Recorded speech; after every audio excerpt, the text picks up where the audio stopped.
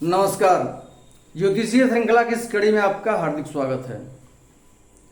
कुंडली में ग्रहों के पीड़ित होने से या रोग कारक स्थिति में होने से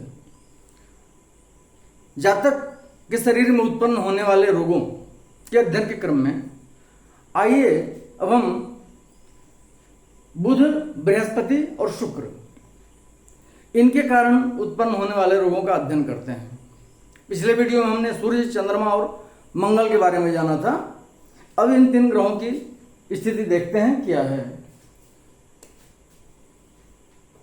यदि बुध शुभ हो कुंडली में तो मनुष्य के शरीर का चमड़ा सुंदर और रोग रहित होता है, परंतु बुध के अनिष्टकारी होने से अर्थात पाप पीड़ित होने से या रोग कारक स्थिति में होने से उदर और गुह्य स्थानों में वायु प्रकोप से रोगों की उत्पत्ति होती है तथा त्रिदोष विकार से ज्वर, मंदाग्नि अर्थात भूख कम लगना, शूल ग्रहणी, ग्रहणी बोलते हैं डियोडेनम जो होता है, छोटी आंत के ऊपर में एक छोटा सा पार्ट होता है, डियोडोनम बोलते हैं। तो शूल ग्रहणी हम डियोडेनल डिजीज के रूप में इसको जानते हैं। वह रोग उत्पन्न होता है, कुष्ठ होता है, चर्म रोग स्किन डिजीजेज, कमलाक्ष अर्थात जॉन्डिस, इसको पीलिया या पांडु रोग भी बोलते हैं, तथा गला एवं नासिका का रोग होता है। ऐसे जातकों को भ्रांति मतलब वहम, जिसमें सोचने में अव्यवस्था हो जाए, विचार में तर्क शक्ति न रहे, व्यर्थ की चिंता से मन उल्टा पुल्टा सोचने लगे, मन में मिथ्या चिंता हो, अकारण भय तथा आशंका बनी रहे, जो बात यथार्थ हो उसे भूलकर गलत बातें याद रहें या गलत धारणा बन जाए, ये सब भ्रांति के लक्षण है। अर्थात हमेशा नेगेटिव विचारधारा की ओर वो आदमी बढ़ता हो, मानसिक लक्षण उसका हो, काल्पनिक भय से भयभीत रहता हो, ये सब भ्रांति के लक्षण है।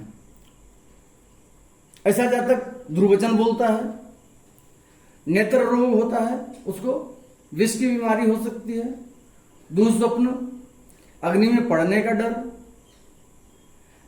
ऐसे जातक के साथ लोग परुषता का व्यवहार करते हैं, परुषता मतलब कठोरता का, या जातक स्वयं अन्य लोगों के साथ परुषता का व्यवहार करता है, उसे परिश्रम का काम करना पड़ सकता है तथा गंधर्व आदि से उत्पन्न रोगों की उत्पत्ति होती है ऐसे जातक के शरीर में।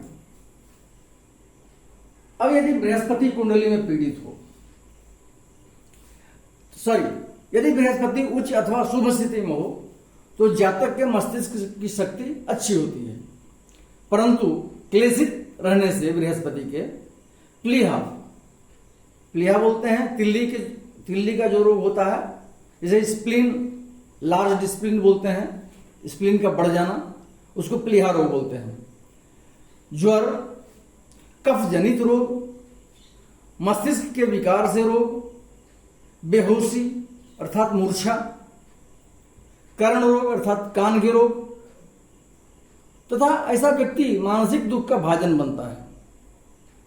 बृहस्पति के पीड़ित होने से जातक को गुल्म अर्थात पेट का फोड़ा, अल्सर या रसीली आदि का रोग जो होता है उसको गुल्म बोलते हैं, अपेंडिसाइटिस वगैरह।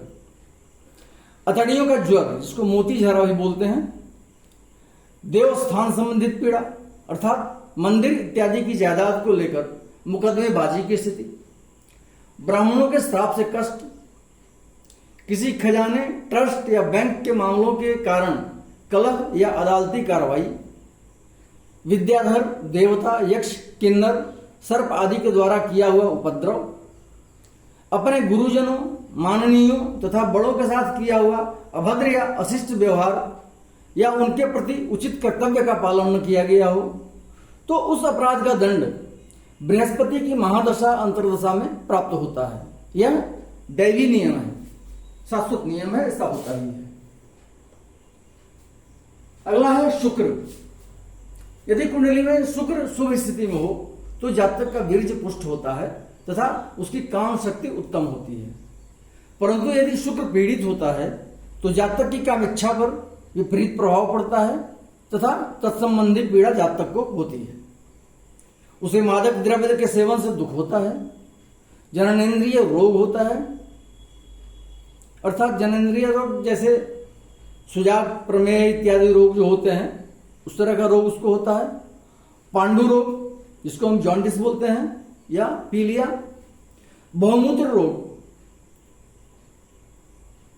बार बार पेशाब आने वाला रोग, वैसा रोग जिससे इन्फेक्शन हो जाता है ब्लैडर्स में या ग्लैंड बढ़ जाता है, प्रोस्टेट ग्लैंड वगैरह, उसके कारण ये रोग पैदा होता है। कफ तथा वायु जनित रोग, नेत्र रोग एवं क्षय रोग अर्थात ट्यूबरकुलोसिस या टीबी जिसको बोलते हैं होता है। ऐसे जातक को रक्ताल्पता के कारण अर्थात खून की कमी के कारण पीलापन होता है तथा कमजोरी के कारण चेहरे पर कांतिहीनता के लक्षण प्रतीत होते हैं। शरीर सूखता जाता है तथा जातक को योगिनी, यक्षिणी और मातृगणों से भय होता है। शुक्र यदि कुंडली में क्लेश कारक हो तो जातक के मित्रों से मित्रता भी टूटती है। अगले वीडियो में हम शनि, राहु और केतु की रोग कारक स्थिति में रहने से कुंडली में कौन कौन से रोग के उत्पन्न होने की संभावना रहती है इसका अध्ययन करेंगे। नमस्कार।